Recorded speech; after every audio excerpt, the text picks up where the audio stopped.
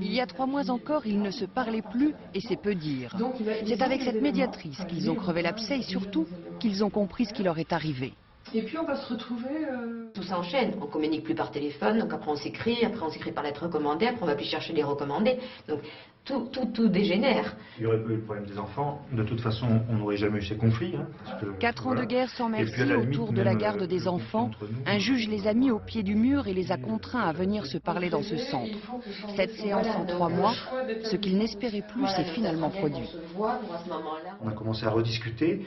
Et puis à partir de là, les choses sont venues très vite derrière. On s'est rendu compte que c'était des broutilles. Souvent, on n'était pas d'accord pour des bêtises, des broutilles, et qu'il fallait pas grand-chose. Il fallait pas grand-chose pour que chacun fasse un pas, quoi. Là, on est arrivé finalement à faire en sorte de prendre des décisions sans que les enfants soient impliqués, à les détacher, à leur enlever ce fardeau qui pesait sur eux.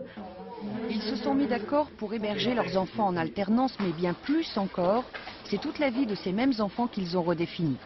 Tout est couché sur papier, l'école, la santé, les loisirs, les vêtements, et que sais-je encore, rien n'est laissé au hasard. Un accord rendu possible sans doute parce qu'ici on peut tout dire sans être jugé. On ne fait partie ni de la justice, ni du corps médical, ni de tout ce qui est psy, choses, etc.